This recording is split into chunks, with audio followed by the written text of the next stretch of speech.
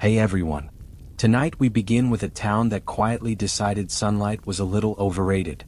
Beneath what looked like an ordinary settlement were ventilation shafts, massive stone doors, kitchens, livestock areas, even churches, an entire world carved deep into the earth.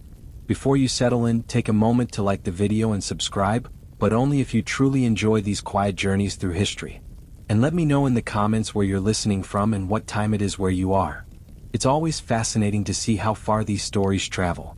Now dim the lights, maybe turn on a fan for that gentle background hum, get comfortable, and let's ease into tonight's story together. In 1963, a man living in the quiet Anatolian town of Derinkuyu decided to renovate his basement. Normally, when you knock down a wall in your basement, you expect to find one of three things: dust, spiders, or a project you immediately regret starting. What you do not expect to discover is a lost city. But that's exactly what happened. When his hammer broke through the wall, it didn't reveal solid rock behind it. Instead, there was empty space, a hidden room. Already strange enough. Most people might have sealed it back up and convinced themselves they imagined it. But he noticed something else, a narrow passage disappearing into the darkness. And instead of thinking this is probably how horror stories begin, he stepped inside. The passage sloped downward and kept going. Soon it opened into another chamber, then another corridor. Staircases carved directly into the rock spiraled deeper beneath the town. The walls were smooth in places, carefully shaped, clearly intentional. This was not a natural cave. This was architecture, and not the casual kind you build for a wine cellar. This was the kind built by people who might one day need to vanish underground for weeks, maybe months, while danger passed overhead. Archaeologists would later confirm that the man had stumbled upon something extraordinary. A vast underground city stretching nearly 60 meters below the surface, with as many as 18 levels. There were rooms for families, communal kitchens, storage chambers, wells, chapels, and ventilation shafts bringing fresh air from above. It was large enough to shelter around 20,000 people. 20,000. At that point it stops being a hiding place and starts looking more like a fully functioning underground suburb. The strangest part is that for centuries, life continued quietly above it. Children ran through streets directly over ancient corridors. Farmers plowed their fields above forgotten chapels. Entire generations lived their lives never realizing that far below their feet lay a hidden city, patiently waiting to be discovered again. Entire generations slept peacefully while an underground city waited beneath their foundations. And the craziest part, it wasn't uncovered by some dramatic archaeological expedition with banners and press conferences. It was found because someone wanted more storage space. History didn't roar back to life. It politely cleared its throat behind a basement wall. And sometimes that's how the past works. Empires collapse loudly. Wars are remembered. But the truly unsettling things, they just sit quietly underground, waiting for a man with a hammer and mild curiosity. Now that we've established that one random basement renovation uncovered a hidden metropolis, the obvious question is this. Who wakes up one day and decides, you know what this town needs? 17 more floors downward. Derinkuyu wasn't dug all at once. It evolved over centuries. The region of Cappadocia sits on soft volcanic rock called tuff. Easy enough to carve with simple tools, yet stable enough to hold large chambers without collapsing. In other words, it was the perfect material for anyone thinking, let's build a secret underground civilization just in case. The earliest tunnels may date back to the Phrygians around the 8th century BCE. Later, Byzantine Christians expanded the complex dramatically. Every generation added something. A room here, a corridor there, another level when paranoia increased, and paranoia definitely increased. By the time Derinkuyu reached its full scale, it descended about 60 m underground. That's roughly the height of a 20-story building. Except instead of going up towards sunlight and views, they went down into cool, dimly lit stone corridors. There were narrow staircases connecting levels designed intentionally tight. Not because they were minimalists, because if invaders somehow broke in, you didn't want them sprinting comfortably through your underground neighborhood. Some corridors are so small you have to duck. Which makes you realize something important. This was not designed for tourism. It was designed for survival. Entire sections were carefully planned. Storage rooms for grain and dried food, presses for wine and oil, communal kitchens, even designated spaces for animals. Because if you're hiding for months, you're bringing the goats. Ventilation shafts ran vertically through multiple levels, allowing fresh air to circulate. One central shaft alone served both as air supply and water access. That's not random digging. That's engineering. And what makes it even more impressive is this. There were no cranes, no power drills, no industrial lighting, just hand tools, persistence, and a very strong desire not to be conquered. Derinkuyu wasn't chaotic tunneling. It was urban planning, underground urban planning. Instead of expanding outward like every other civilization, they expanded inward, layer by layer, fear by fear, carving safety into the earth itself. Because when your world feels unstable, sometimes the only direction that feels safe is down. So why go through all this trouble? Because people do not casually carve 18 underground levels for fun weekend projects. This wasn't a quirky architectural trend. It was a response to danger. Central Anatolia sat at the crossroads of empires. Armies passed through constantly. Hittites, Persians, Romans, Arabs, Byzantines. If there was a map, someone wanted control of it. And when empires argue, civilians tend to suffer. Derinkuyu became a refuge. During periods of invasion, especially during the Arab-Byzantine conflicts between the 7th and 10th centuries, entire communities could vanish underground, and not metaphorically vanish, physically disappear. Picture this. An army approaches. Dust clouds on the horizon. Word spreads quickly. Instead of panicking in the streets, families move with purpose. Supplies are carried below. Animals are guided inside. Massive stone doors are rolled into place. And then the town above goes quiet. No smoke from chimneys, no movement, no resistance, just emptiness. Imagine being part of the invading force, walking into what should be a populated settlement only to find it abandoned. No bodies, no fleeing crowds, just houses standing silently. Meanwhile, beneath your boots, thousands of people are breathing softly in stone chambers. It's both brilliant and slightly unsettling. The underground city wasn't meant for permanent living. It was a temporary sanctuary, a place to outlast the threat. Residents could stay below for weeks, even months if necessary. They had water, ventilation, food storage, and livestock. Everything needed to wait out violence, and waiting was often smarter than fighting. Because fighting requires weapons and soldiers. Hiding requires engineering and patience. There's something deeply human about Derinkuyu. Instead of building taller walls or larger armies, they built a backup plan, a quiet one. They didn't try to conquer the world. They tried to survive it. And survival doesn't always look heroic. Sometimes it looks like narrow tunnels, shared air, and whispered conversations in dim light while hoping the noise above eventually fades. When the surface became unpredictable, the earth became protection. Not glamorous, not glorious, but effective. And sometimes that's enough. Now, hiding underground is one thing. But what happens if someone finds your entrance? That's where Derinkuyu gets beautifully paranoid. Throughout the city, especially at key choke points, builders installed massive circular stone doors. Not decorative, not symbolic, functional. Each one was carved from solid stone, shaped like a giant wheel, sometimes weighing several hundred kg. They were positioned in narrow corridors and could be rolled into place from the inside. From the outside, good luck. These doors had a small hole in the center, likely used to push or pull them into position with a wooden beam. Once sealed, they blocked the passage completely. And because the corridors were intentionally tight, there wasn't much room to build momentum or break through.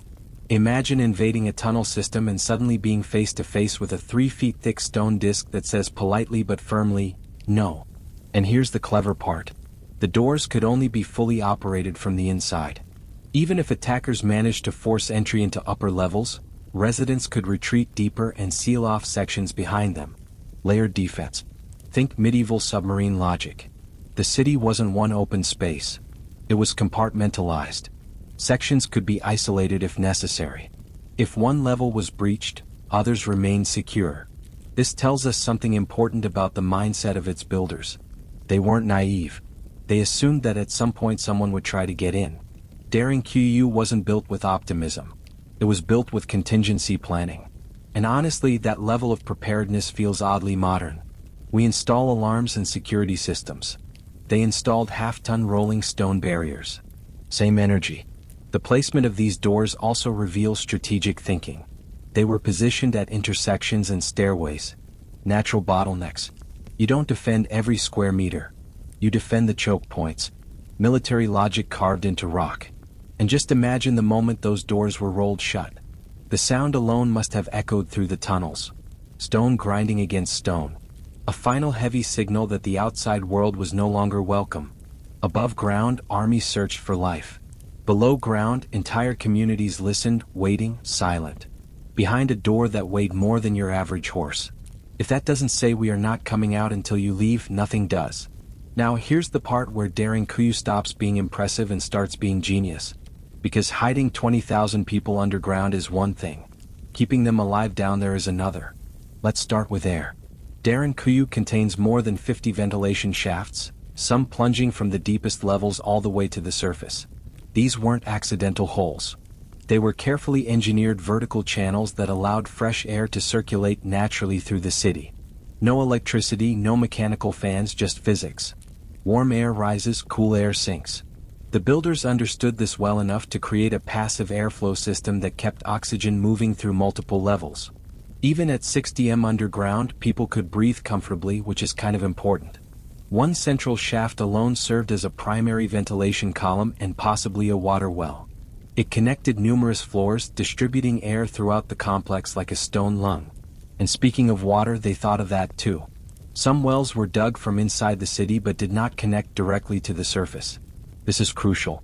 If invaders discovered a surface well, they couldn't poison the underground water supply. That's not just survival thinking. That's next-level caution. It shows that the builders anticipated siege conditions. They expected enemies who might try to contaminate water sources. So, they created protected internal wells accessible only from below. You could seal the city and still drink safely. Which means Derinkuyu wasn't designed for hiding overnight. It was designed for endurance. Food storage rooms were placed strategically. Grain, dried fruits, preserved foods, supplies that could last for extended periods. Oil presses and wine presses suggest that even during tense times, people tried to maintain some sense of normal life. Because if you're going to live underground for months, you might as well have bread and wine. The engineering reveals something deeply human. Fear, yes, but also planning, intelligence, cooperation. This was not chaotic digging by desperate individuals. It was organized effort. Air circulation, secure water, stored food, all functioning together as a self-contained survival system. Derinkuyu wasn't just a hole in the ground. It was a carefully designed backup world. A world built on one simple assumption. The surface cannot always be trusted. So let's build somewhere that can.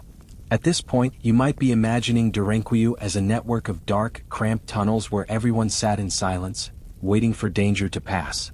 But that's not quite accurate. This wasn't just survival mode. This was underground suburbia. The city was organized into functional zones. There were living quarters for families, communal kitchens for food preparation, storage rooms for grain and supplies, and designated areas for livestock. The layout wasn't random. It reflected a structured society that understood the importance of order, especially in confined spaces. Because if you're sealing 20,000 people underground, chaos is not an option. Rooms were carved with niches for storage, flat surfaces for sleeping, and areas for daily tasks. Some chambers were surprisingly spacious. Not luxurious but practical. Enough room to function without constantly bumping into your neighbor, which given the circumstances, was probably considered premium real estate.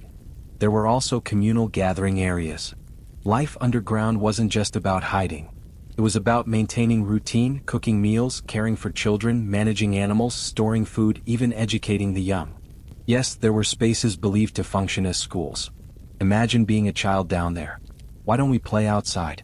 Because an army might be outside. Reasonable answer. The upper levels were often used for animals. Livestock produced heat and required ventilation. So placing them closer to air shafts made practical sense.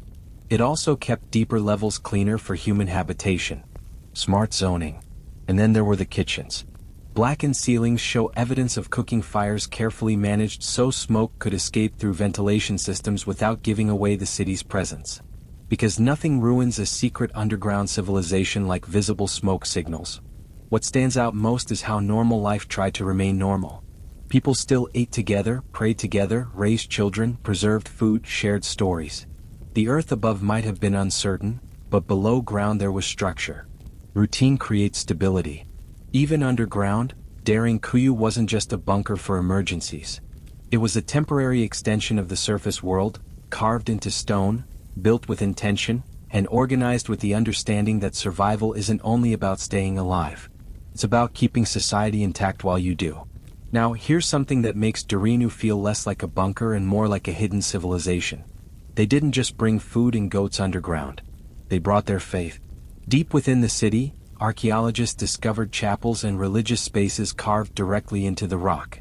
Some chambers feature vaulted ceilings and apses typical of Byzantine church architecture. This wasn't an afterthought. It was planned, which tells you something important. When people prepared to hide from invading armies, they made sure prayer rooms were included in the blueprint. That's priorities. Many of the major expansions of Derinkuyu are believed to have occurred during the Byzantine era when Christian communities in the region faced periodic threats. Religious persecution and military invasions were real dangers. Retreating underground wasn't just about avoiding violence. It was about preserving belief systems. Faith travels with you even 60 m below ground. Imagine gathering in a stone-carved chapel lit only by oil lamps. The air cooled, the walls absorbing whispers. Above you, uncertainty; below you, silence. And in that stillness, hymns echoing softly through corridors. Must have been surreal. There's something powerful about the idea that in the middle of fear, people still chose to carve out spaces for reflection and worship. They didn't reduce life to pure survival mechanics. They kept their identity intact. Because when everything else feels unstable, belief becomes an anchor. And from a psychological standpoint, that matters. Living underground for extended periods would have been mentally taxing. No sky, limited light, tight spaces, but ritual provides structure. Routine gives comfort. Shared prayer builds solidarity. It reminds people why they're enduring hardship in the first place. It's also worth noting that some underground churches in Cappadocia feature simple carvings and symbols, not extravagant decoration. Function over flair. You don't need stained glass when your ceiling is volcanic stone. What Derinkuyu reveals here is subtle but profound. Survival is not just physical. It's cultural. It's spiritual. It's communal. They didn't descend into the earth to become shadows. They descended to protect who they were. And sometimes preserving identity is the most defiant act of all, even in the dark. Now, let's talk about something we rarely think about when admiring ancient engineering. What does it do to your mind to live underground? Because ventilation and water systems are impressive. Yes, but humans are not moles. We are not designed for months without sunlight. Derinkuyu may have been a masterpiece of survival planning, but psychologically it must have been intense. Imagine descending into the city as word spreads that an army is approaching. You gather your children. You bring supplies. You move quickly but quietly. The stone door rolls shut behind you with a heavy grind. And then the outside world disappears. No horizon, no wind, no open sky, just rock walls and narrow corridors illuminated by flickering oil lamps. Light would have been limited and precious. Every flame carefully managed to avoid smoke buildup. Shadows would stretch along walls, shifting with every movement. Sound would travel strangely through the tunnels. Footsteps echoing, voices amplified in unexpected ways. Privacy minimal. If someone coughed 3 corridors away, you probably heard it. Yet humans adapt.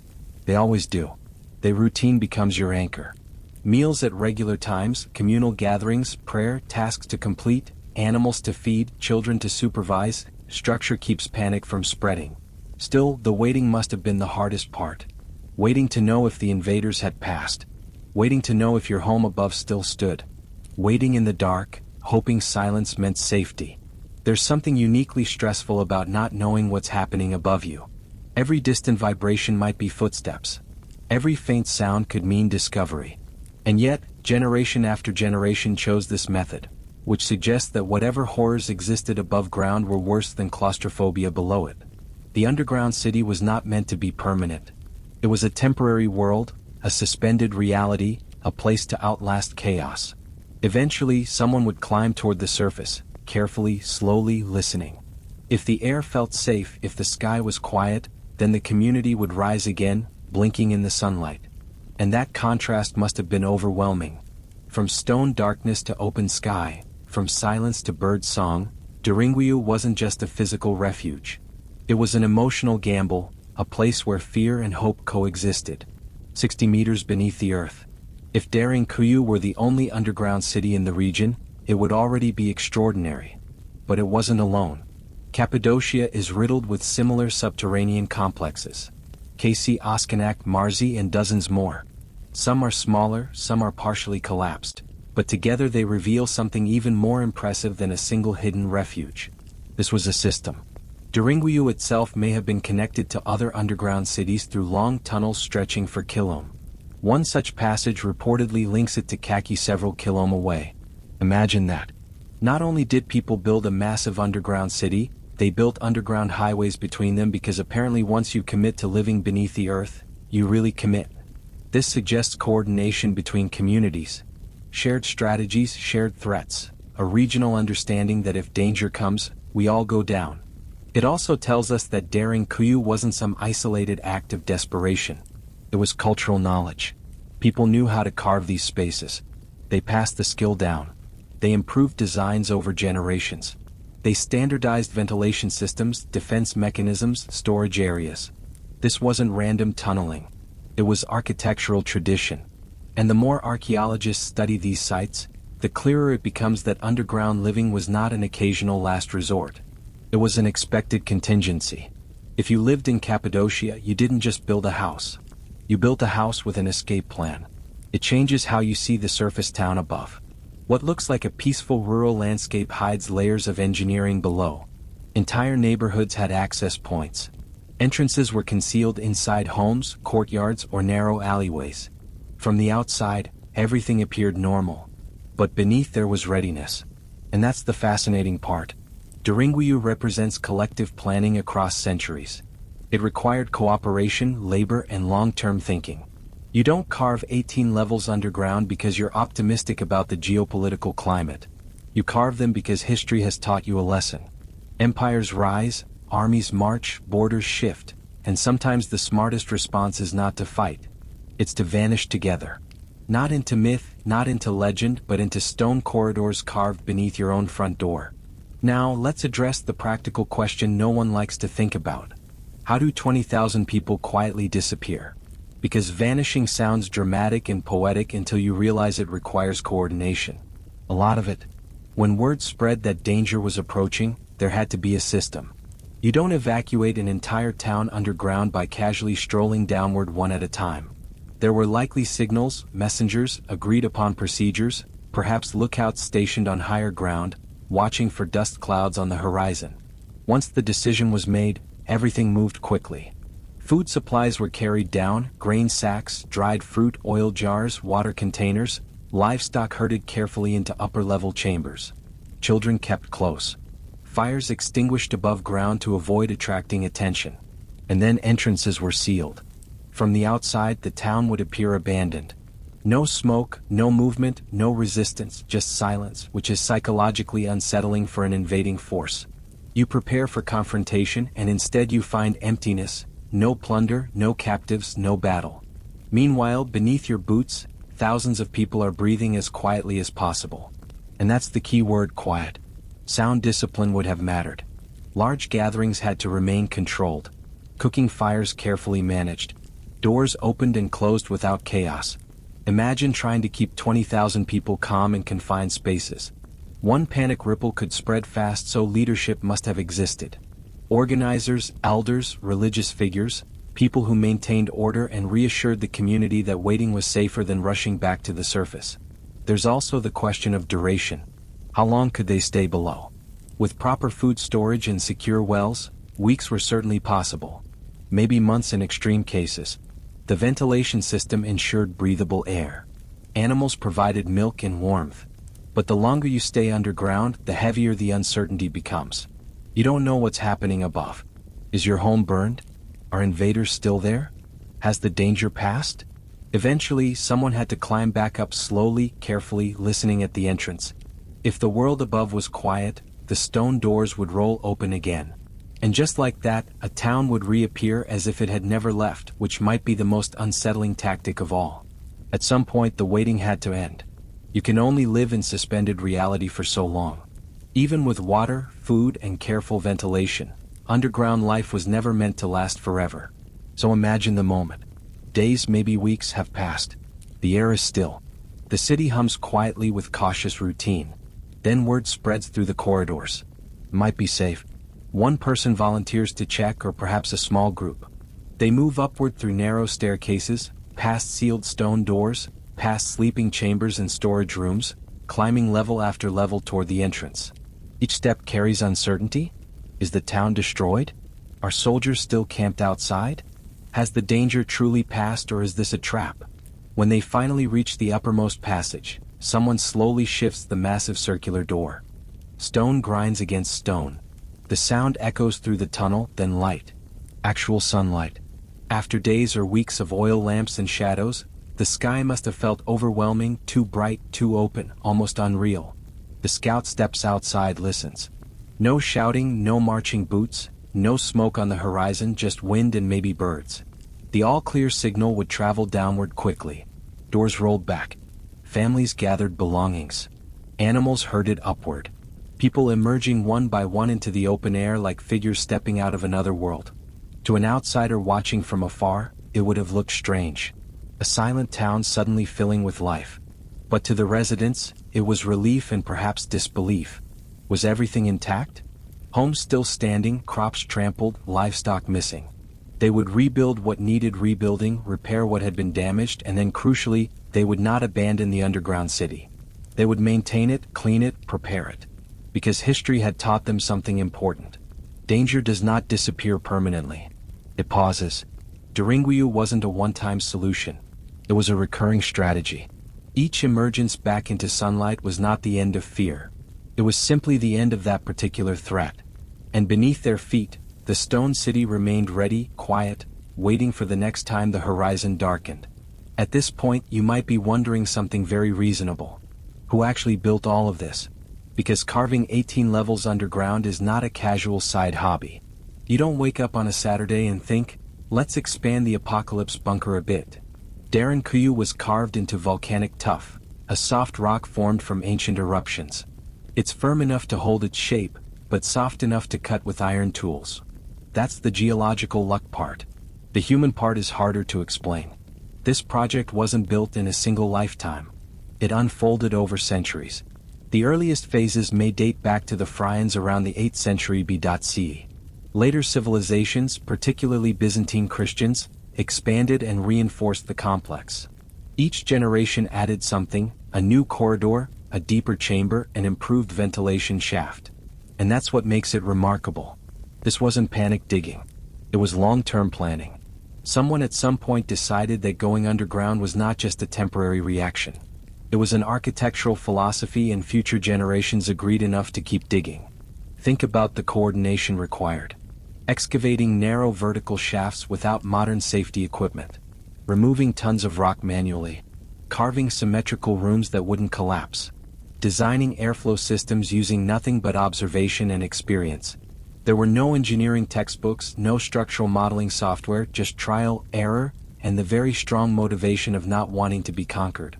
It likely required organized labor, teams working level by level, skilled diggers, stone cutters, people responsible for shaping doorways and staircases, and it required trust. Because you don't invest that much labor into something unless you believe your descendants will use it. Derinkuyu represents generational fear, but also generational cooperation. One group begins the tunnel. The next improves it. The next fortifies it.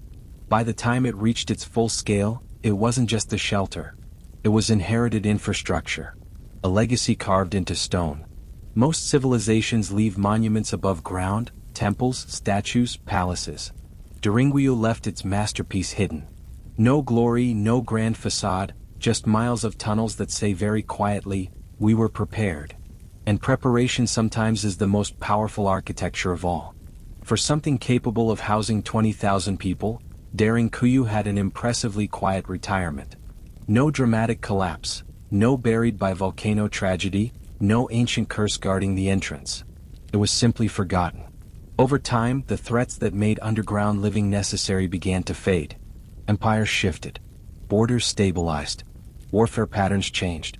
The intense cycles of invasion that once swept through Cappadocia became less frequent. And when fear decreases, motivation follows.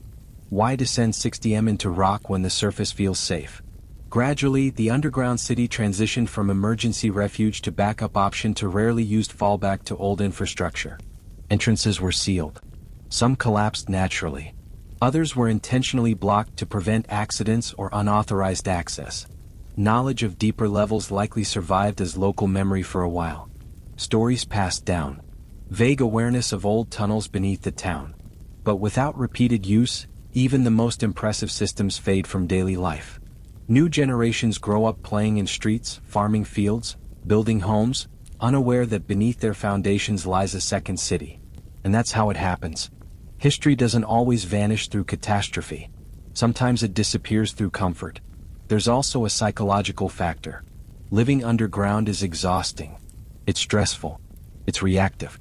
Once stability returns, people want sunlight, open space, fresh air. They want permanence above ground. The underground becomes associated with fear. And fear, once gone, is something people prefer not to revisit. So Derinkuyu slept. For centuries its corridors collected dust. Its ventilation shaft stood silent. Its stone doors rested in place, no longer rolled shut in urgency. Above it, life continued normally. Homes were built, basement added, renovations done, generations lived and died, completely unaware that beneath them existed one of the largest subterranean cities ever created. Until 1963, until one man knocked down a wall. Which means for hundreds of years, one of humanity's most remarkable survival systems was hiding in plain sight. Not buried by disaster, but simply overshadowed by time. And that might be the strangest part of all. Something this massive didn't need to be destroyed to disappear. It just needed to be unnecessary. At this point, it's tempting to treat Derinkuyu as an architectural curiosity, an impressive relic, a very elaborate overreaction carved into volcanic rock. But it's more than that. Derinkuyu reveals something fundamental about human nature. When faced with repeated instability, people don't just defend, they adapt. Most civilizations build upward to show power. Towers, temples, walls visible from miles away. They signal dominance, confidence, control. Derinkuyu did the opposite. It built downward, quietly, invisible. There's humility in that choice. Not weakness, realism. The builders understood that sometimes you cannot win the battle. Sometimes the smarter move is to outlast it. That's not dramatic. It's strategic and deeply human. We like to imagine history as a series of heroic last stands and glorious victories. But survival often looks different. It looks like preparation, contingency planning, building a second world just in case the first one collapses. Derinkuyu wasn't built because people were optimistic. It was built because they were experienced. They had seen invasions before. They knew empires rise and fall. They understood that stability is fragile. So they created insurance, stone insurance. It also shows how communities function under pressure. You don't build something like this alone. It requires cooperation, shared effort, trust across generations. The person carving a tunnel likely knew they might never personally need the deepest level. But someone in the future might. That's long-term thinking, and it's rare. Derinkuyu represents patience in architecture. Fear transformed into structure. Anxiety converted into engineering. And there's something almost poetic about that. Instead of letting fear paralyze them, they carved it into stone corridors that protected them. Instead of collapsing under uncertainty, they built redundancy. It's a reminder that resilience doesn't always announce itself loudly. Sometimes it hides beneath the surface, unseen, ready. Derinkuyu is not just about the past. It's a question. If your world became unstable tomorrow, what would you build? Higher walls or a deeper plan? Because the people of Derinkuyu chose depth. And depth, as it turns out, can be very powerful. By now, Derinkuyu feels less like an ancient curiosity and more like a mindset carved into stone. 20,000 people, 18 levels, ventilation systems, water security, defensive stone doors, all hidden beneath an ordinary town. And for centuries nobody knew. That's the part that lingers. This wasn't a monument meant to impress rivals. It wasn't built to showcase power or wealth. No grand facade, no towering columns, no inscriptions bragging about conquest. It was built for one purpose: to survive. Derinkuyu is quiet power. The kind that doesn't announce itself. The kind that waits. And maybe that's why it feels so modern. Because beneath our own cities today are tunnels, bunkers, contingency systems. We still build backups. We still prepare for instability. Even if we hope we'll never need those plants. The people of Derinkuyu understood something timeless. The world above is not always stable. Empires change. Borders shift. Threats appear without invitation. So they built a second option. Not glamorous, not comfortable, but effective. And when danger passed, they didn't celebrate their underground genius with monuments or poetry. They just walked back into the sunlight and continued living calmly. That image says everything. Thousands of people emerging from the earth, blinking into daylight, resuming ordinary life as if disappearing underground for weeks was simply part of the routine. No drama, just preparedness. And then when stability returned, they maintained the system just in case. That's discipline. That's patience. That's a community thinking beyond the present moment. Derinkuyu forces us to rethink what strength looks like. It's not always loud resistance. It's not always grand victories. Sometimes strength is quiet infrastructure. Sometimes it's having somewhere safe to go. And sometimes the most impressive thing a civilization can do is remain unseen until it's absolutely necessary. 20,000 people once vanished beneath the earth and history barely noticed. But the stone remembers, and now so do we. Before Rome conquered Gaul, paved roads across continents, or argued about philosophy in marble forums, it mastered something far more practical. How to turn milk into survival. Cheese was not a luxury in ancient Rome. It was infrastructure. It was military logistics. It was breakfast. Roman cheese began in the pasture, not the palace. Sheep and goats were everywhere across the Italian peninsula, grazing on rocky hills that weren't exactly ideal for wheat, but were perfect for milk production. Sheep's milk, thick and rich, became the backbone of early Roman cheesem. It spoiled quickly in Mediterranean heat, so Romans did what practical people always do. They preserved it. Enter cheese. The process was simple but effective. Fresh milk was warmed and mixed with rennet, often taken from the stomach lining of young animals. The milk separated into curds and whey. The curds were pressed, salted, sometimes smoked, and left to age. What started as fragile liquid became something durable, portable, dependable. In other words, very Roman. Cheese traveled well, which made it essential for soldiers. A legionary marching through rough terrain could not carry fresh milk. But a hardened wheel of salted cheese that could survive weeks, maybe months. In an empire obsessed with expansion, food that didn't rot was basically a strategic advantage. It also crossed social lines. Farmers ate it. Slaves ate it. Senators probably pretended to have refined preferences but still ate it. Cheese appeared in rural cottages and urban markets alike. It could be eaten fresh and soft or aged and sharp. It could be grated over dishes, crumbled into bread, or simply sliced and eaten with olives. And here's the part most people overlook. Cheesem was documented. Roman agricultural writers treated it seriously. It wasn't random guesswork. It was methodical, precise, nearly scientific. They recorded measurements, techniques, seasonal adjustments. This wasn't just cooking. It was applied knowledge. So, while we tend to associate Rome with triumphal arches and military campaigns, remember this.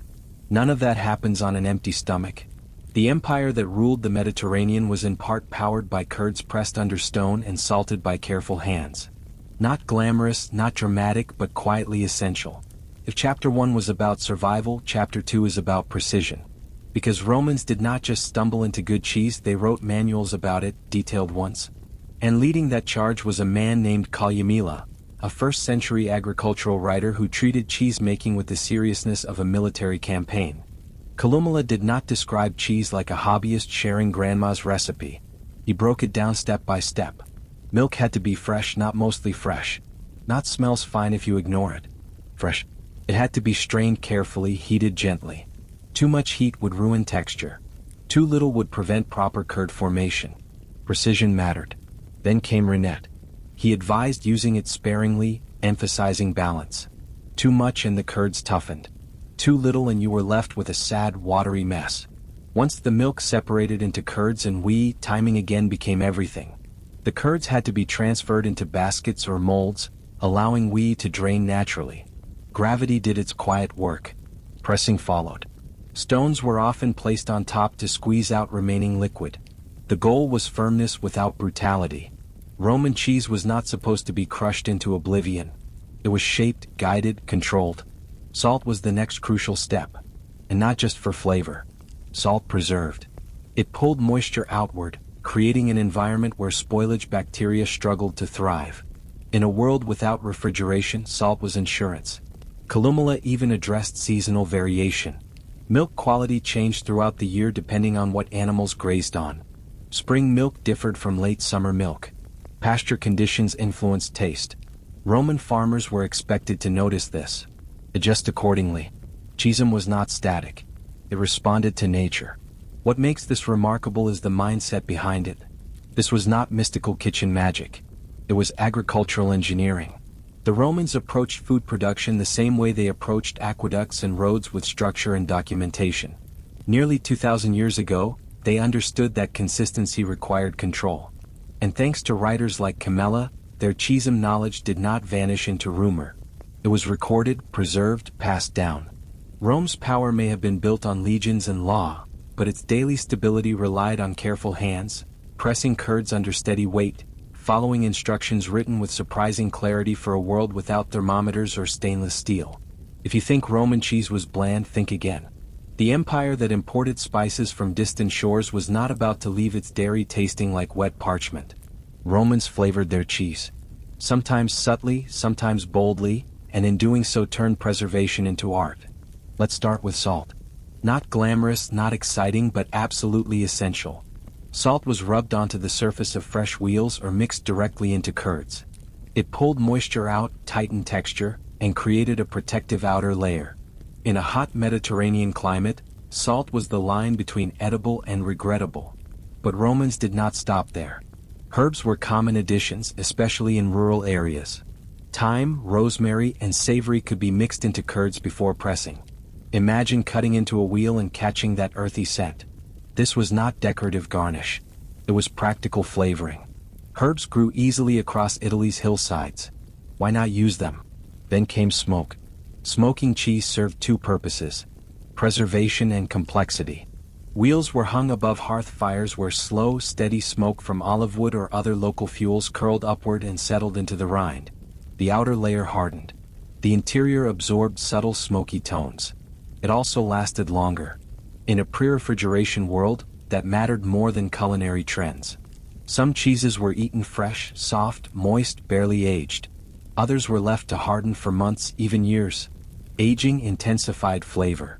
It created sharpness, bite, that slight crumble that feels intentional rather than accidental. And the Romans noticed regional differences. Cheese from mountain pastures tasted different from cheese made in coastal plains. Animals grazing on wild herbs produced milk with distinct character.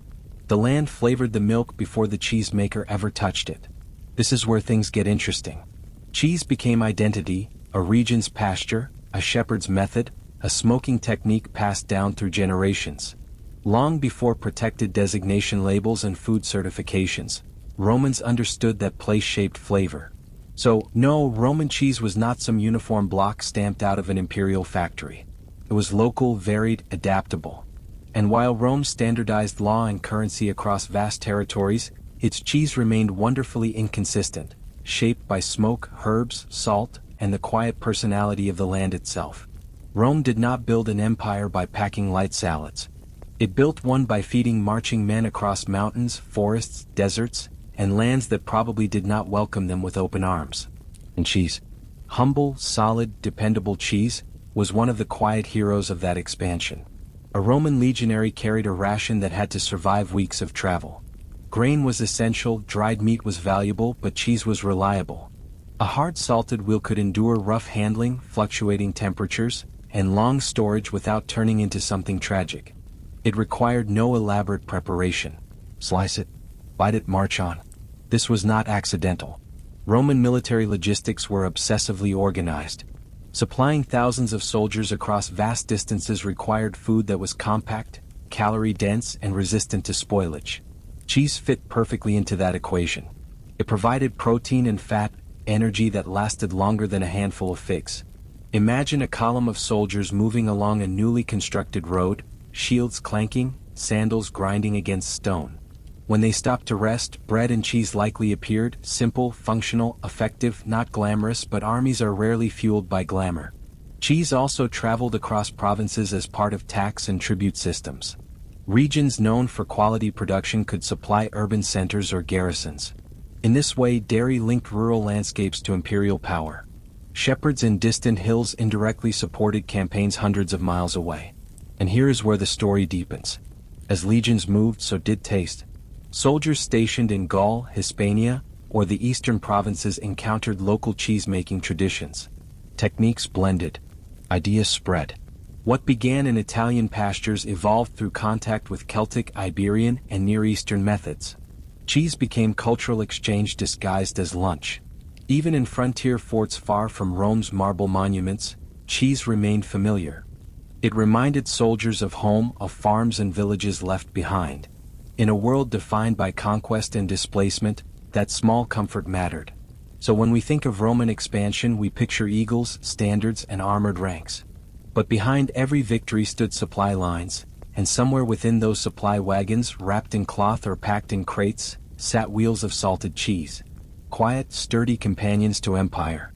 If cheese fueled the legions, it also fueled the city.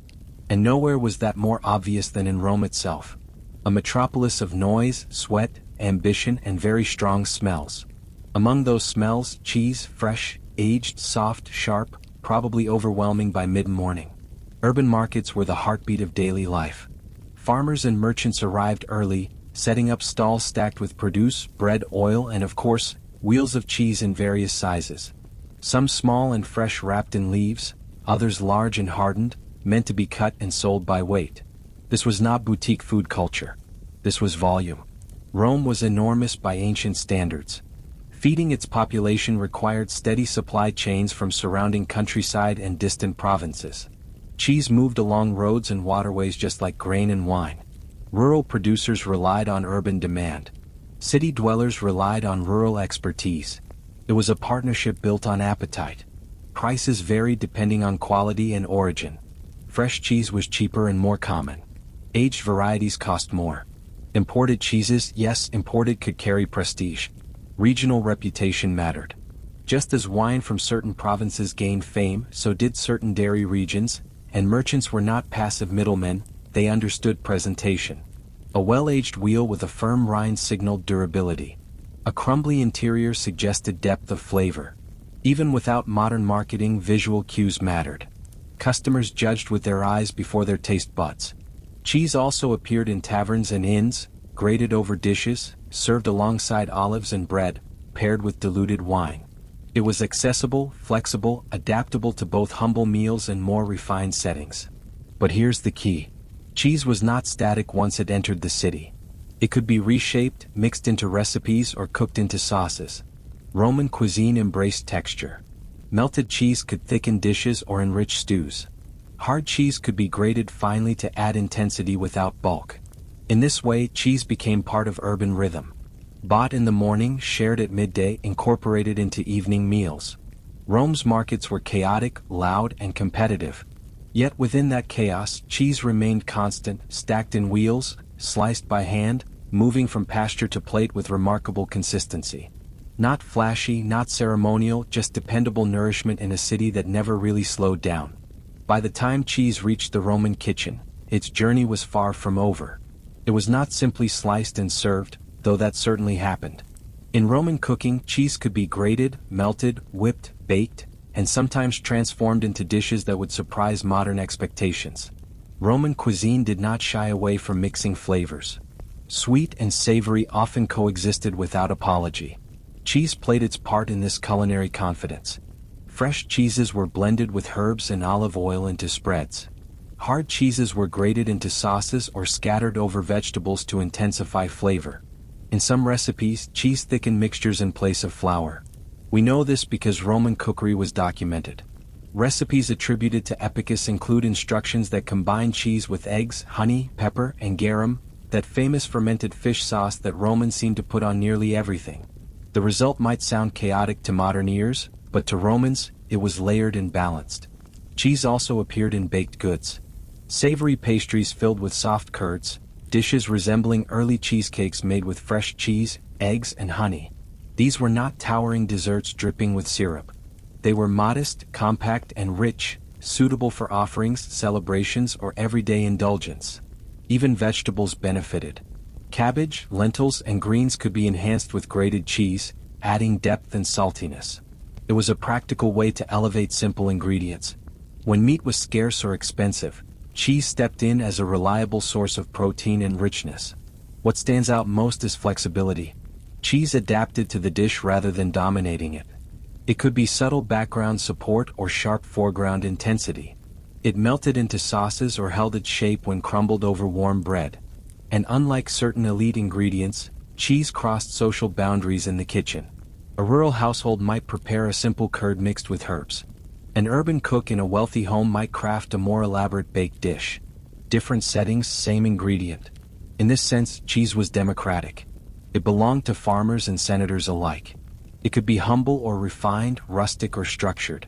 So while Rome's culinary reputation often focuses on wine, olives, and garum, cheese quietly wore itself through everyday meals. Steady, adaptable, and always ready to improve whatever happened to be simmering over the fire. As Rome expanded, so did its cheese map. What began in the hills of central Italy quickly became a mosaic of regional styles stretching from Britannia to the Near East. And like wine, cheese carried the personality of the land it came from. Different provinces had different animals, pastures, and climates. Sheep grazing on dry Mediterranean herbs produced milk with one character. Cattle feeding in the lush fields of Gaul produced something entirely different. Goats in rocky uplands yielded milk with sharper tones. The Romans noticed these distinctions. They talked about them. They valued them. Certain regions became known for particular styles. Alpine areas produced firmer cheeses suited to aging in cooler mountain air. Coastal regions leaned toward fresher varieties.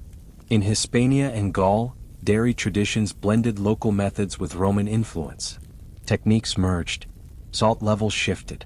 Smoking practices evolved. This was not culinary chaos. It was adaptation. Rome did not erase local identity overnight. It absorbed it, and cheese became one of the clearest examples of that cultural blending. Roman agricultural methods spread outward, but provincial traditions flowed back inward. Markets in Rome might sell cheeses shaped by distant landscapes, each will carrying a subtle story of soil and grass. Transport infrastructure made this possible. Roads and shipping routes allowed durable cheeses to move across long distances. A well-aged wheel could travel by cart or ship without losing its integrity. In this way, regional flavor entered the imperial center and reputation mattered. A cheese known for sharpness or longevity could gain prestige. Merchants and buyers would recognize origin by texture, rind, color, or taste. Even without printed labels, branding existed in memory and habit. There is something quietly powerful about that. An empire spanning continents still allowed for local dairy character to survive. Uniform law did not mean uniform flavor. In fact, diversity strengthened supply. If drought struck one region, another might compensate. If herds fluctuated in one province, others stepped in. Cheese production was decentralized but interconnected. So when we imagine Roman food culture, it should not look monochrome. It should look varied. Wheels of different sizes, colors, textures, each shaped by climate, animals, and human hands. Cheese in ancient Rome was not just nourishment. It was geography made edible. For all its regional pride and military importance, cheese ultimately lived where all food truly matters, at the table.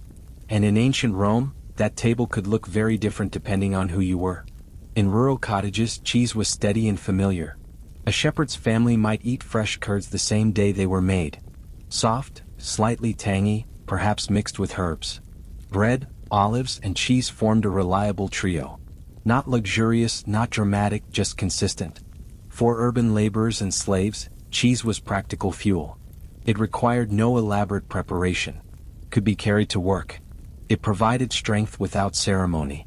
In crowded, insularly apartment blocks, simple meals mattered more than spectacle. Cheese delivered calories and protein in a compact form. But step into the home of a wealthy Roman, and cheese did not disappear. It evolved. Elite households had access to aged varieties, imported wheels, and more complex preparations. Cheese might appear at the beginning of a meal as part of a spread with fruits and nuts. It might reappear incorporated into sauces or baked dishes. Even at banquets, where exotic meats and extravagant courses dominated, cheese maintained its place. And here's the interesting part. Unlike certain luxury foods reserved strictly for the elite, cheese crossed social boundaries easily. It did not belong exclusively to one class. It scaled up or down depending on context. Fresh cheese could be humble. Aged cheese could be prestigious. The same basic ingredient adapted itself to economic reality. There were even moments when cheese carried symbolic weight.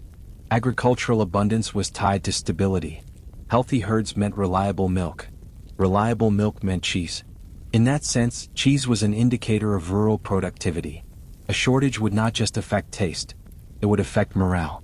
In markets, social distinctions blurred.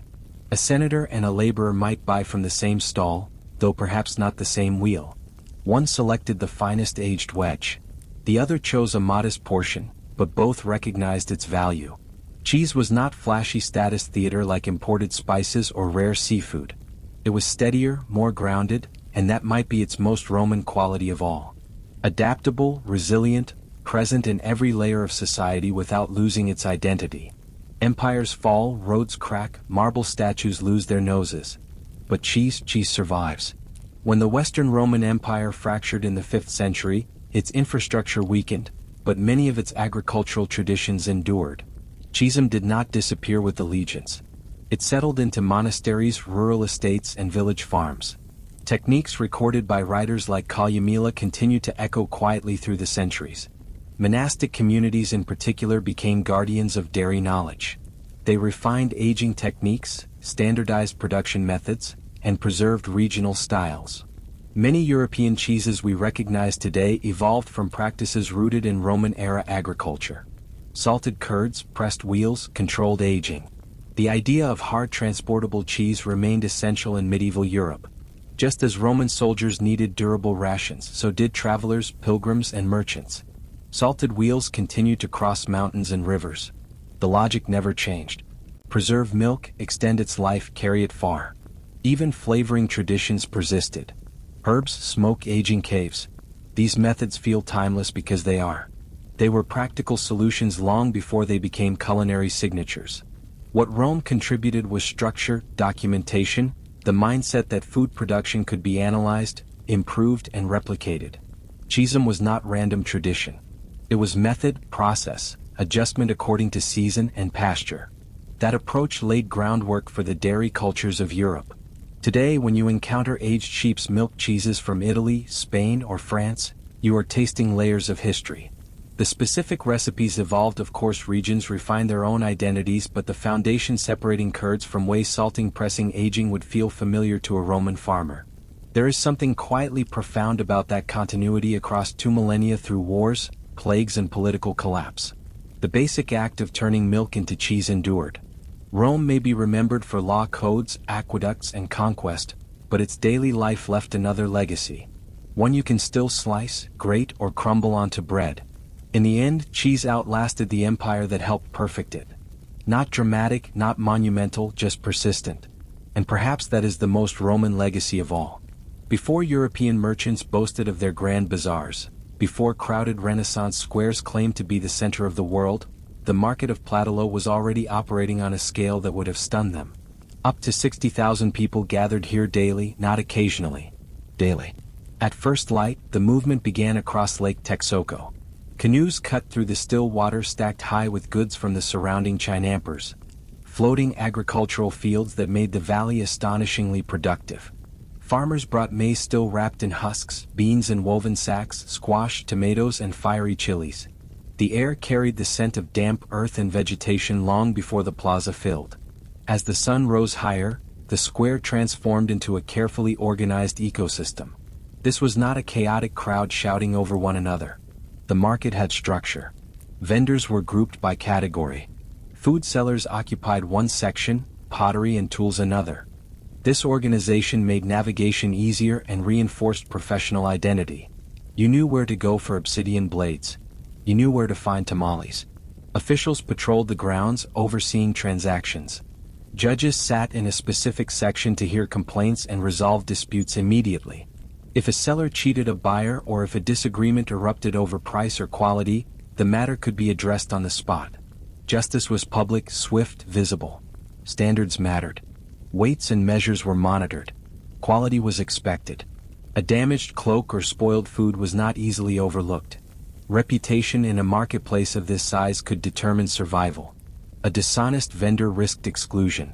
The presence of order did not drain the market of energy. It amplified it.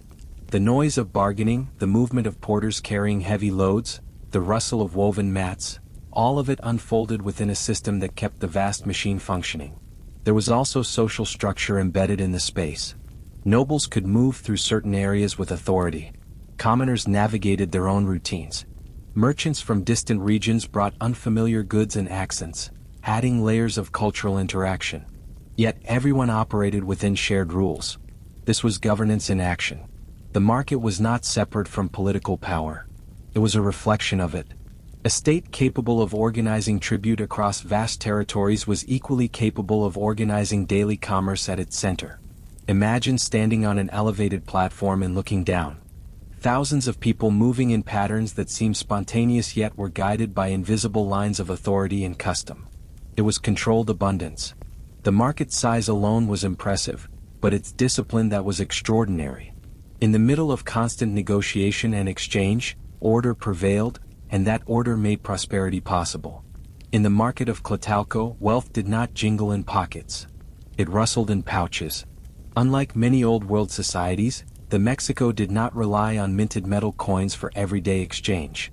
Instead, value moved through objects, practical, portable, widely accepted objects. Chief among them were cacao beans. Small, lightweight, and easy to count. Cacao beans functioned as a medium of exchange for common transactions. A few beans could buy a tamale. A larger bundle might secure a rabbit, a cloak, or a tool. Because cacao was also used to make chocolate beverages reserved for elites and rituals, it carried both economic and cultural weight. But cacao was not the only form of currency. Cotton cloaks served as higher value units in larger transactions. Their quality, size, and weave signaled worth. In a world where textiles were labor-intensive and essential, cloth was stable value. Barter also played a role. Goods were exchanged directly when convenient. A farmer might trade maize for pottery. A fisherman might exchange dried fish for chili peppers. But even barter often referenced understood standards of value, the equivalent of so many cacao beans or a certain quality of cloth. This system required trust and shared understanding. Value was not stamped onto metal. It was agreed upon collectively. The market's officials helped maintain fairness, but the true stability came from tradition and reputation. There were even instances of counterfeit cacao beans, empty shells filled with dirt or other materials. That tells you something important.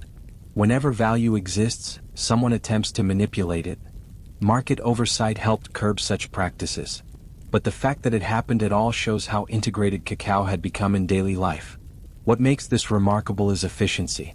In a marketplace of this size, with tens of thousands of participants, transactions flowed continuously without coinage in the European sense. The system worked. Walking through the plaza, you would see hands exchanging beans, cloaks folded and passed across mats, goods weighed against understood standards. It was fluid, practical, and rooted in the realities of the environment. Money here was edible, wearable, tangible, and yet despite lacking metal coins, the market functioned with complexity that rivaled many contemporary cities across the ocean. Behind the endless movement of goods in the market of Tlatelolco stood a class of people who made it all possible. The pochica. These were not ordinary vendors selling what they grew in nearby fields. They were long-distance merchants, professionals of risk and negotiation. The pochica traveled far beyond the capital. They crossed mountains, forests, and rival territories, carrying textiles, obsidian, cacao, and finely crafted goods outward, and returning with exotic materials the valley itself could not produce.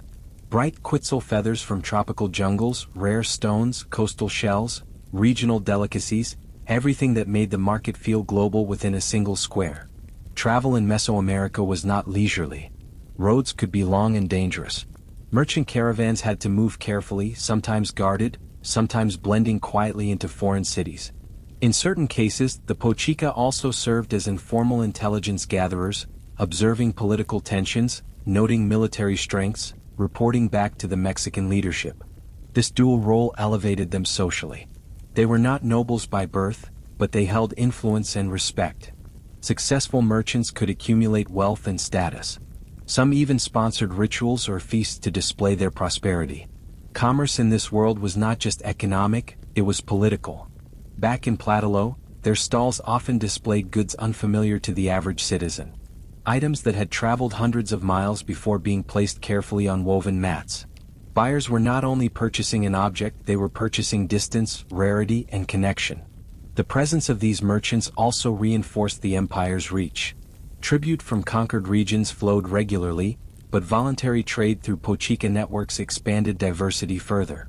It allowed the market to offer not just what was demanded by rulers, but what was desired by consumers. Imagine the conversations in that section of the plaza. Textiles and garments had their own space. Precious goods, jade, gold, featherwork were displayed separately. Officials walked among the crowds. Judges sat in designated areas to resolve disputes quickly and publicly. If someone tried to cheat, it did not go unnoticed. Order was part of the spectacle. The scale alone required discipline. Imagine the sound. Thousands of voices negotiating prices. Porters moving goods on their backs. Turkeys gobbling in wicker cages. The thud of baskets being set down. The rustle of woven mats spread out to display merchandise. It was not just commerce. It was rhythm. People did not come only to buy.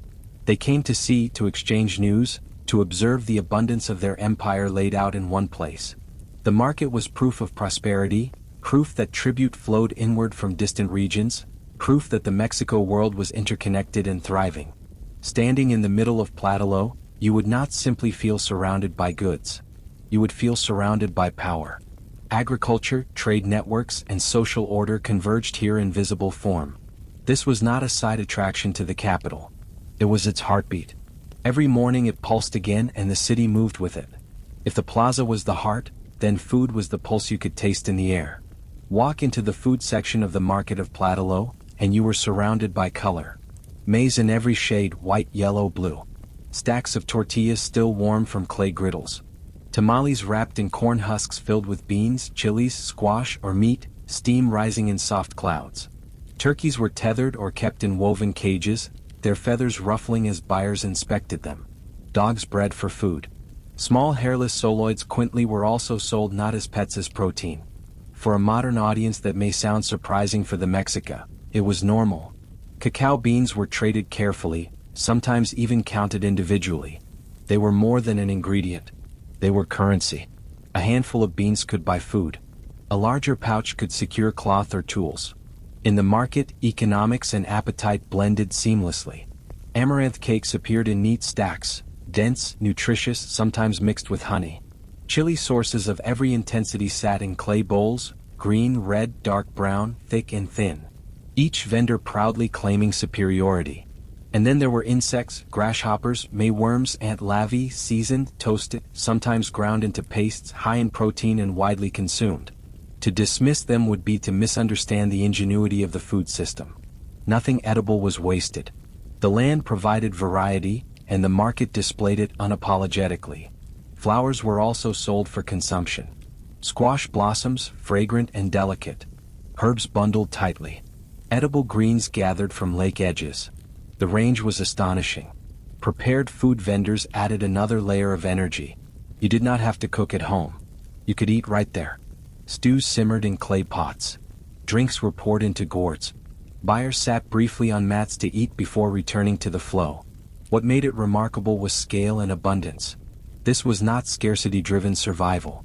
This was a thriving food culture supported by advanced agriculture, tribute systems, and trade routes stretching across Mesoamerica. In one section of the plaza, you could taste the empire, and it tasted bold, smoky, spicy, sweet, earthy, alive with variety and confidence. If the food stalls showed you how people survived, the luxury sections of the market of Tlatelolco showed you how the empire displayed its power. Beyond the scent of tamales and chili, you entered areas where goods gleamed rather than steamed. Feathers shimmered in impossible colors. Deep turquoise, brilliant scarlet, iridescent green. These were not ordinary bird feathers. Many came from distant tropical regions carried hundreds of miles through tribute networks. Feather workers transformed them into cloaks, headdresses, shields, and ceremonial pieces that signaled rank and prestige. Nearby, gold and jade rested on woven mats.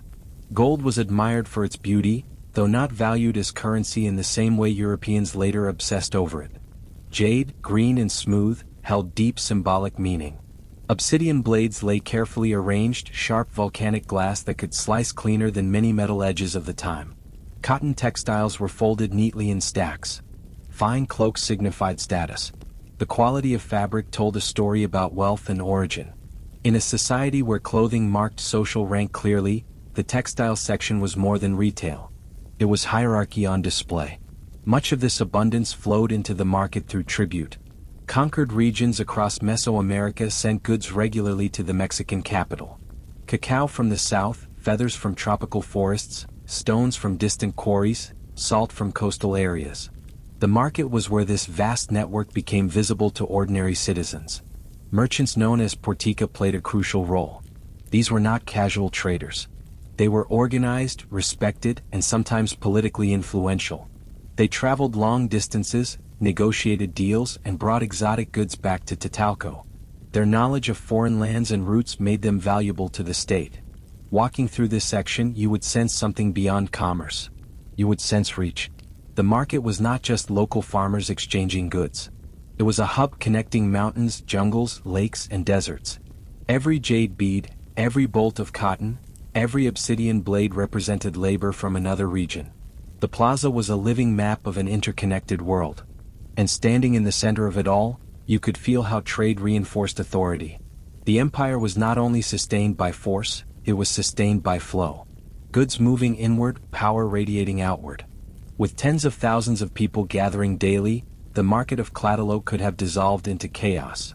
Instead, it operated with remarkable discipline. Structure was not optional, it was essential. The plaza was carefully divided into sections. Vendors did not simply choose random spots. Food sellers grouped together. Textile merchants occupied their own area. Potters, tool makers, jewelers, and feather workers each had designated spaces. Stories of distant landscapes, rivers and coasts most had never seen, rumors of conflicts, news from other cities. The market was not only a place of goods. It was a place of information. In that sense, the Pochica were bridges. They linked faraway worlds to the center of the Mexican universe.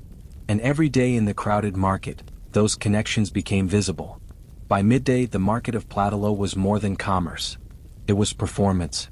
This was where farmers from the Chinampers stood shoulder to shoulder with long distancias merchants, where nobles passed through to inspect tribute goods, where commoners compared prices, argued, laughed, and gossiped. The plaza was not just a place to buy necessities. It was a stage where society revealed itself. Clothing alone told stories. Fine cotton cloaks marked higher status. Simpler mega fiber garments signaled more modest means. Jewelry, hairstyles, and the way someone carried themselves mattered. In a space this crowded, identity was visible. Families came together. Children watched transactions unfold, learning early how negotiation worked. Porters went through the crowd with heavy loads strapped to their backs. Elderly vendors sat patiently behind their goods, calling out to passing buyers. And then there was the sound, the constant hum of bargaining, the rhythm of voices rising and falling, laughter from prepared food stalls, the squawk of birds, the shuffle of sandals against packed earth. It was not chaotic noise. It was layered texture. The market also functioned as a communication hub. News spread quickly here. Victories in distant campaigns, tribute arrivals, ritual announcements, political shifts. In a world without printing presses, the market was a living broadcast system. Religious and cultural life intertwined with trade.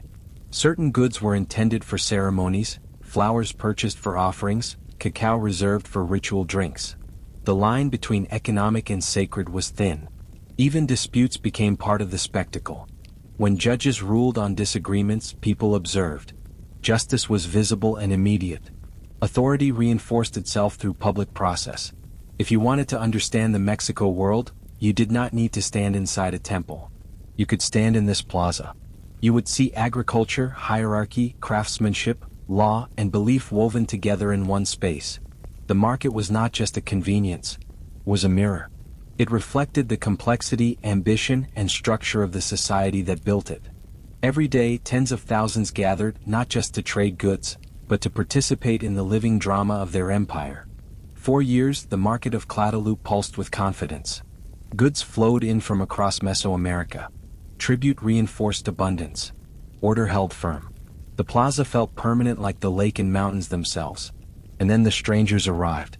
When Hernan Cortés and his men entered the Mexican capital in the early 16th century, they were taken to see the market. Spanish accounts describe their astonishment. They had seen markets in Europe, but nothing on this scale. The organization, the variety, the sheer number of people. It rivaled or surpassed the largest cities they knew. They observed the food sections, turkeys, cacao, fruits, insects. They noticed the careful grouping of goods. They commented on the judges maintaining order. Even as invaders, they could not ignore the sophistication before them. But admiration did not prevent violence. Tensions escalated in the city. Political alliances shifted. Distrust grew. The market, once a symbol of prosperity, stood at the center of a storm it did not create. Eventually, during the brutal conflict between the Spanish and Mexico forces, Tlatelolco became a battlefield. The plaza that once echoed with bargaining voices filled with chaos of a different kind. Trade stopped. Canoes no longer glided peacefully toward the docks. The system that had sustained tens of thousands daily fractured under siege and disease. Smallpox brought unintentionally by Europeans tore through the population. Infrastructure collapsed. The intricate network of tribute and commerce could not survive the combined force of warfare and epidemic. The fall of Tlatelolco was not just a military defeat. It was an economic rupture. A marketplace that had once demonstrated the strength of an empire now bore witness to its destruction. And yet, even in Spanish records written from a conqueror's perspective, there is a thread of respect for what they saw. The scale could not be dismissed. In its final days as an independent Mexican market, Tlatelolco represented both achievement and vulnerability. Proof that even the most organized, abundant systems can be undone by forces beyond their design. The heartbeat faltered and the plaza fell silent in a way it never had before. After the fall, the noise did not immediately return. The once thriving market of Tlatelolco, that daily convergence of 60,000 lives, became something else under colonial rule. The plaza remained, but the world that had animated it was fundamentally altered. Spanish authorities rebuilt and reshaped the area. Churches rose where temples had stood. Colonial markets emerged, but they operated under new economic logic. Metal coinage entered circulation. Tribute systems shifted to serve a different crown. Trade continued, but the rhythm had changed. Yet, the memory of the great market never fully disappeared. Chroniclers described its scale with awe. Archaeologists centuries later uncovered layers of stone, tools, and artifacts that testified to its complexity. Beneath colonial architecture lay the bones of a commercial system that once rivaled any in the world. What strikes historians most is not simply its size, but its sophistication. Organized vendor districts, public judges, standardized value systems using cacao and textiles, long-distance merchant networks, agricultural innovation through chinampers. This was not an improvised gathering of stalls. It was structured urban commerce at a scale many contemporary European cities had not yet achieved. Modern Mexico City now surrounds the site. Traffic hums where canoes once docked. Buildings stand where woven mats once displayed amaranth cakes and obsidian blades. But the legacy lingers. The idea of the marketplace as social center, as political stage, as economic engine that endured. Open-air markets across Mexico today still carry echoes of Tlatelolco's organization and vibrancy. The colors, the layered voices, the mingling of food, craft, and daily life. Standing in the modern Plaza de las Tresses where Aztec ruins, colonial church and modern structures coexist, you feel time stacked vertically. Indigenous, colonial, modern, all occupying the same ground. The market of Tlatelolco was not just large. It was a statement. It demonstrated how interconnected and prosperous the Mexican world had become before European contact. Empires rise and fall. Markets burn and rebuild. But the memory of abundance, order, and daily life lived at massive scale remains. And if you listen closely beneath the noise of the modern city, you can almost hear it again. Bargaining voices carried on the wind echoing from a plaza that once fed an empire. Long before clothing became a statement of style, it was a matter of survival. Early humans wrapped themselves in animal hides not to impress anyone, but to endure cold nights, harsh winds, and relentless sun. Fabric was protection first, identity second. As agriculture emerged and society stabilized, clothing evolved alongside civilization itself. In river valleys where farming flourished, new materials replaced hides. In ancient Egypt, linen became dominant. Along the banks of the Nile, flax plants were cultivated, harvested, and spun into fine thread. The result was lightweight, breathable cloth, ideal for scorching desert heat.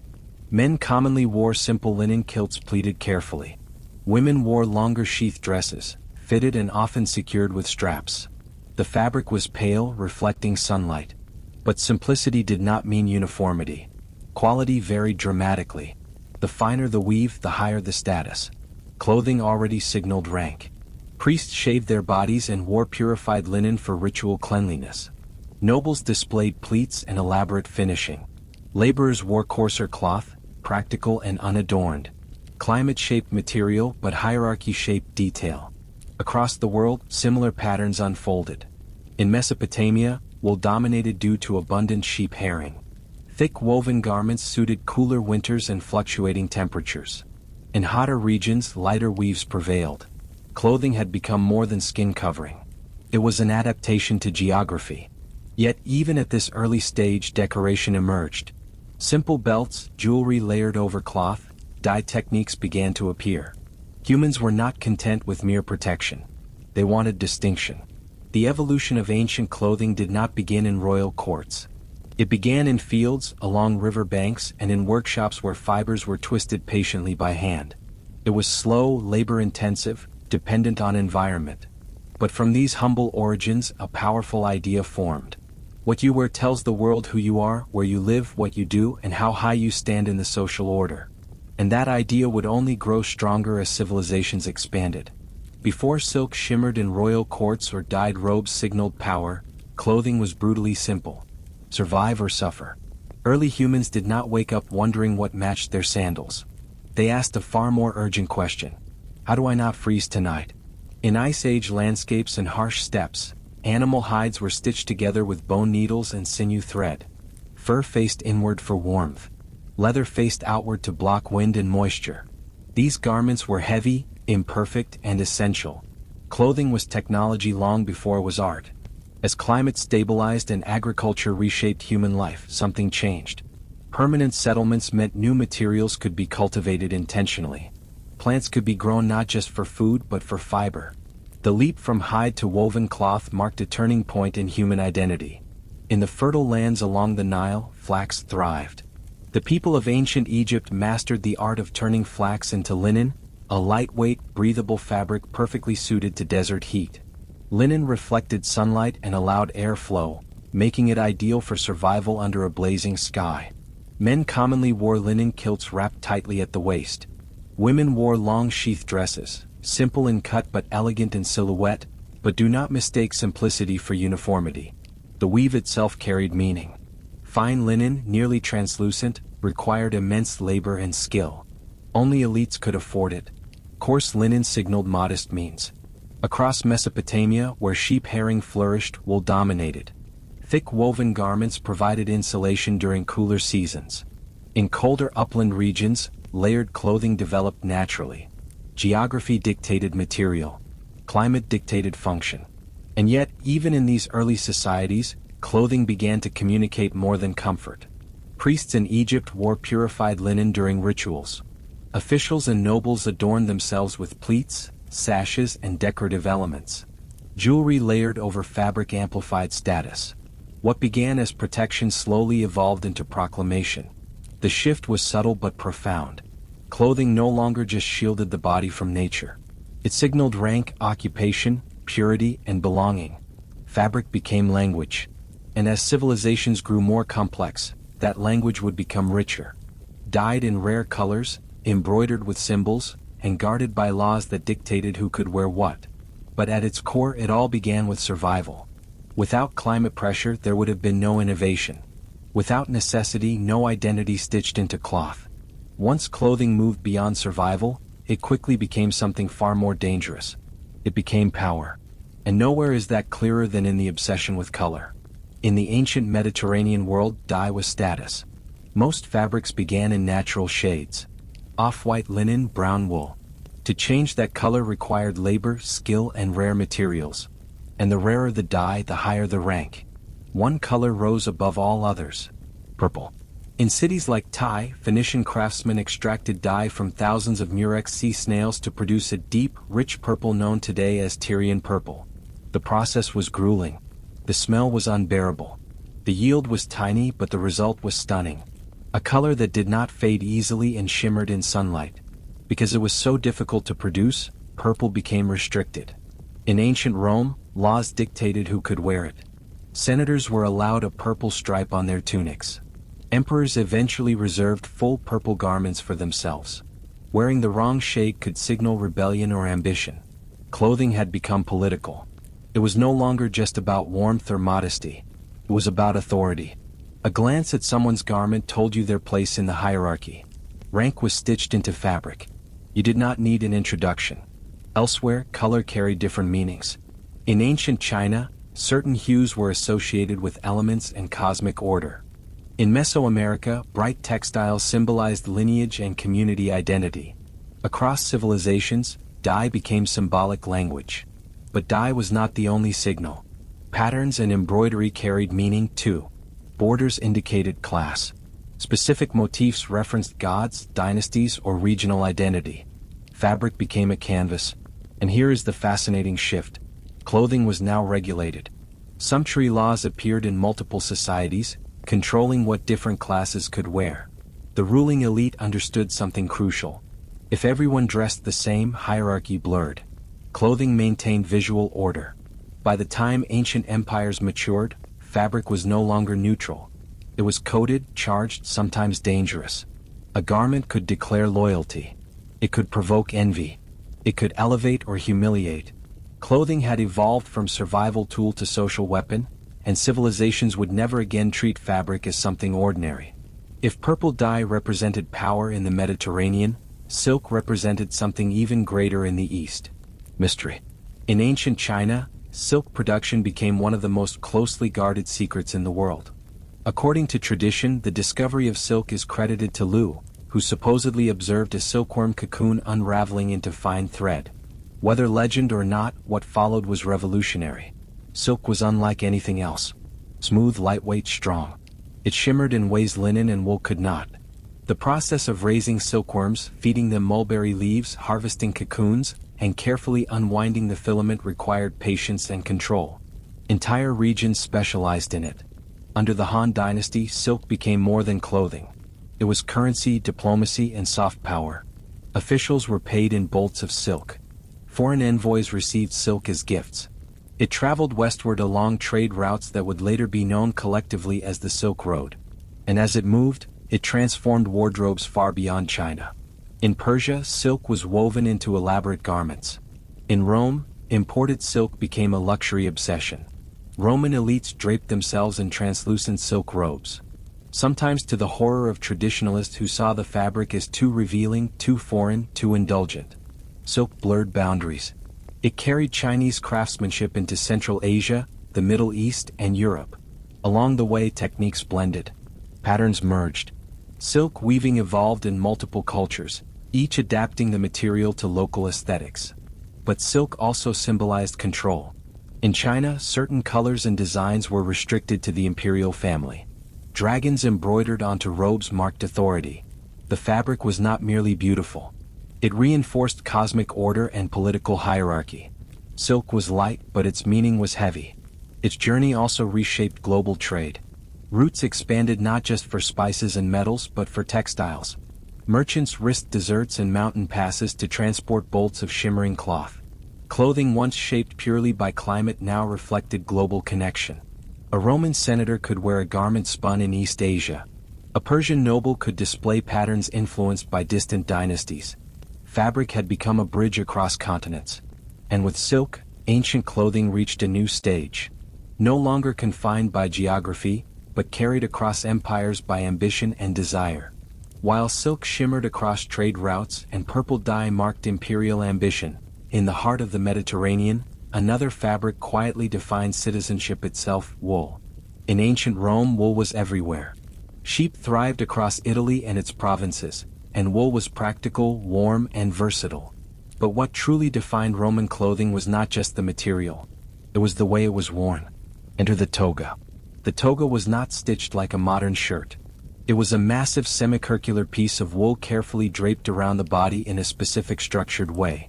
It required practice to wear correctly. It required time to arrange, and it was deliberately impractical. That was the point. Only Roman male citizens were permitted to wear the toga. Slaves could not. Foreigners could not. The toga declared status immediately. You were not just dressed. You were Roman. There were variations. The toga virilis marked adulthood. The toga praea with its purple border was reserved for magistrates and certain officials. The toga candida whitened with chalk was worn by political candidates, hence the word candidate. Clothing was campaign branding long before modern posters, and then there were women's garments. Roman women typically wore the stola, a long layered dress signifying respectability and marital status. Just as with men, fabric and detail mattered. Jewelry enhanced status. Hairstyles complemented clothing as visual markers of class. The draping itself communicated discipline. The toga was not designed for manual labor. It restricted movement. It demanded composure. A man in a toga was not expected to work in the fields. He was expected to debate, govern, or preside. In this way, clothing reinforced social roles. Fabric dictated posture. Draping dictated behavior. Unlike tailored garments of later centuries, ancient Mediterranean clothing relied heavily on wrapping and folding. Pins and belts secured cloth, but the structure came from the body's interaction with fabric. The toga eventually faded from daily use because it was cumbersome, but its symbolic power endured. For centuries, it remained the visual shorthand for Roman authority. In Rome, wool was not just warmth. It was citizenship stitched into cloth, heavy, deliberate, unmistakable. While Mediterranean elites perfected the art of draping fabric in elegant folds, beyond their borders, a very different innovation was taking shape. One born not in marble forums but on horseback. In the wide grasslands of Central Asia, mobility was survival. Nomadic groups such as the Scythians and later steppe cultures lived in the saddle. Riding for hours demanded practical clothing. Flowing robes and loose drapes simply would not do. And so trousers emerged. For Mediterranean civilizations, trousers initially seemed strange, even barbaric. Greeks and Romans associated them with outsiders. Yet the logic was undeniable. Trousers protected legs from cold winds. They reduced chafing during long rides. They allowed freedom of movement without tangling fabric. In colder regions of Eurasia, layered wool and fur-lined garments became essential. Tunics were belted tightly. Boots rose high to protect against snow and mud. Clothing adapted directly to climate and lifestyle. The Persian Empire adopted trousers and long-sleeved tunics as standard attire. In Achaemenid Empire reliefs, figures are depicted in tailored garments that allowed both dignity and mobility. Unlike the toga, which symbolized stillness and civic life, trousers symbolized motion. Eventually, practicality won over prejudice. As Rome expanded northward into colder provinces like Gaul and Germania, soldiers began adopting trousers for warmth and efficiency. The military, more concerned with survival than fashion ideology, embraced what worked. This was a turning point in the evolution of clothing. Garments shifted from purely draped forms towards stitched fitted shapes. Sewing techniques advanced. Tailoring became more precise. Climate continued to dictate design. In desert regions, loose robes protected against sun while allowing airflow. In mountainous areas, layered wool insulated against freezing temperatures. In tropical zones, lighter woven fibers prevailed. Clothing became a dialogue between environment and identity. What once defined civilized versus barbarian began to blur as empires absorbed foreign practices. The trousers that Romans once mocked eventually became commonplace across Europe. This chapter of clothing evolution reveals something powerful. Practicality often reshapes tradition. Fabric may symbolize culture, but function challenges pride.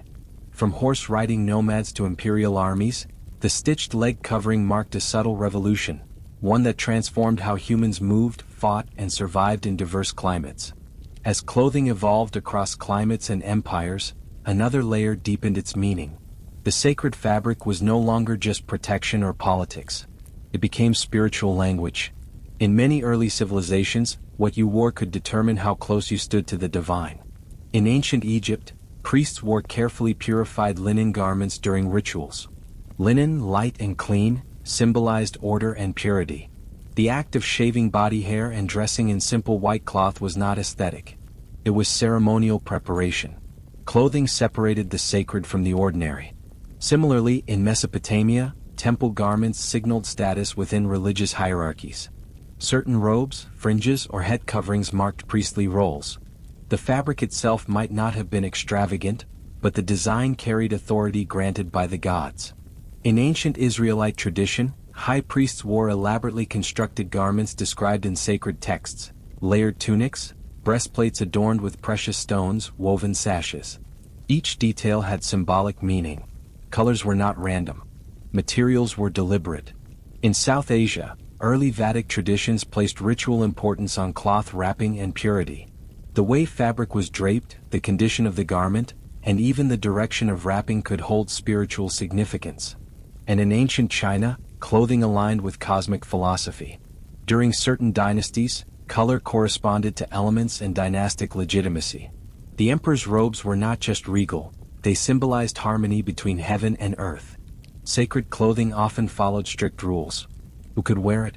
When it could be worn, how it was prepared. Violation of these codes could be seen as sacrilege. Even burial garments reflected belief systems. The dead were dressed carefully for the afterlife. In some cultures, elaborate wrapping prepared the body for spiritual journeys. In others, special textiles signaled continuity beyond death. Clothing at this stage was no longer merely social. It mediated between human and divine. This evolution reveals something profound. Fabric became symbolic skin. It represented purity, devotion, authority granted by higher powers. Across continents, threads carried theology. And as ancient societies grew more complex, clothing's role in ritual life strengthened. The garment you wore could place you within cosmic order or exclude you from it entirely. In sacred spaces, fabric was never just fabric. It was belief made visible. By the time ancient civilizations matured, clothing had become more than survival, status, or spirituality. It was identity. And one of the clearest ways societies expressed identity was through gender. Across early cultures, garments were rarely random. They were coded. In ancient Greece, men and women both wore draped garments. Yet subtle differences signaled role and expectation. Men typically wore the chiton, often shorter for ease of movement, especially in athletic or military settings. Women wore longer versions, sometimes layered, emphasizing modesty and domestic virtue. Length mattered, fit mattered, accessories mattered. In ancient Rome, as mentioned earlier, the toga belonged to male citizens. Women wore the stolar, which signified marital respectability. A woman caught in adultery could legally lose the right to wear it. Clothing enforced morality. In ancient China, layered robes differed not just by status, but by gendered cut and decoration. Sleeves, collars, and fastening styles communicated social role. In some dynasties, specific hairstyles paired with garments reinforced these distinctions. But climate and function still influenced design. In nomadic societies, both men and women often wore trousers for riding. In some Mesoamerican cultures, garments differed less dramatically between genders, but were distinguished by weaving patterns and adornment. Jewelry, belts, headdresses, all amplified identity. A warrior's armor signaled readiness for combat. A bride's garments marked transition. A child's clothing changed at specific life stages. Clothing also reflected labor division. Farmers wore garments suited to work. Elites wore garments that signaled exemption from manual labor. In some societies, women's clothing restricted movement intentionally, reinforcing domestic roles. Yet, history also shows moments of fluidity. In certain ritual contexts, garments could invert expectations. Priests or performers might wear clothing associated with another gender to symbolize transformation or divine embodiment. Clothing was not just fabric stitched together. It was narrative stitched onto the body. As civilizations codified laws and customs, dress became regulated. What you wore declared who you were, who you belonged to, and what was expected of you. The evolution of ancient clothing reveals something constant. Humans use fabric to define themselves. Long before written biographies, garments told your story at a glance. Identity quite literally was worn on the surface. Behind every ancient garment stood invisible labor. Hands that spun fiber, dyed thread, and were fabric long before it ever touched a body. The evolution of clothing was not just cultural. It was technological. Early weaving began on simple looms. Vertical warp-weighted looms were common across parts of Europe and the Mediterranean. Weighted threads hung downward while horizontal threads were passed back and forth. The process was slow. Producing a single bolt of cloth could take weeks. In places like ancient Egypt, linen production became highly refined. Flax fibers were soaked, beaten, combed, and spun into threads so fine that some surviving examples are nearly translucent. This required precision and experience. It was not casual household work. It was skilled craftsmanship. In Mesopotamia, wool production expanded with sheep domestication. Spinning and weaving became central economic activities. Textile workshops employed large numbers of workers. Cloth was taxed, traded, and recorded in administrative tablets. Then came innovation. The introduction of more advanced looms allowed for tighter weaves and patterned textiles.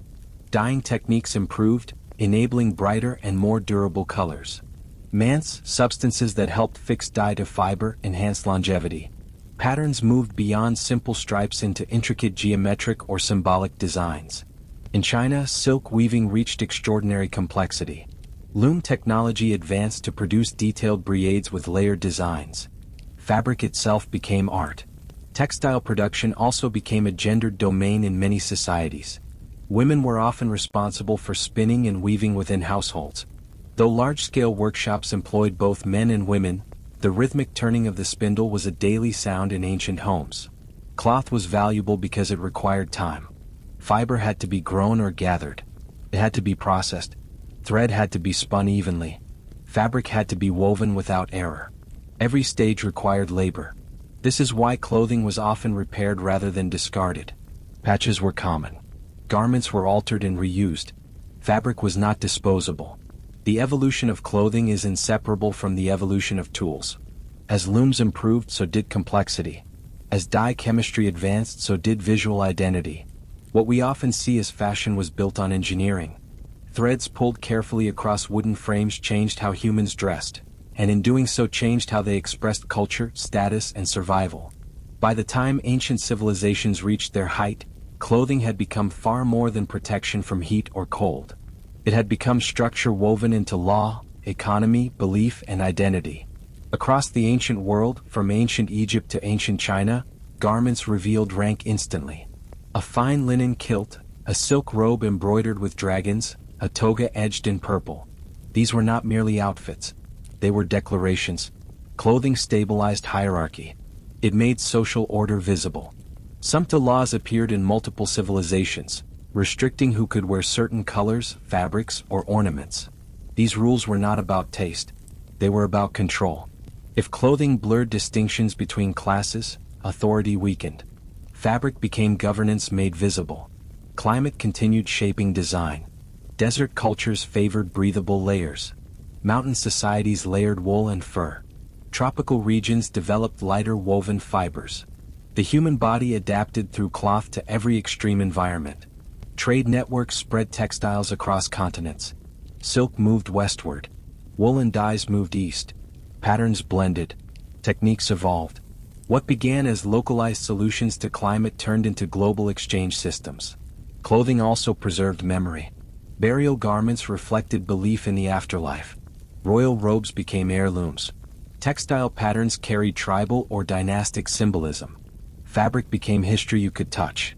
And yet beneath all the symbolism and power, the foundation remained the same. Thread twisted by hand, looms creaking as fibers crossed, dyes stirred in clay vessels, labor stitched into every seam. The evolution of ancient clothing mirrors the evolution of civilization itself. It begins in necessity, survival against nature. It grows into expression, identity within community. It matures into structure, law, rank, ritual, and eventually it becomes art. What humans wore shaped how they moved, how they saw one another, and how they understood their place in the world. Even today, modern fashion still carries echoes of those ancient decisions. Draped silhouettes from Greece, tailored trousers born on the steppe, silk refined in China, linen perfected along the Nile. Clothing is never just fabric. It is adaptation, ambition, belief, and belonging woven together. And long before written constitutions or printed symbols, civilizations declared themselves through what they chose to.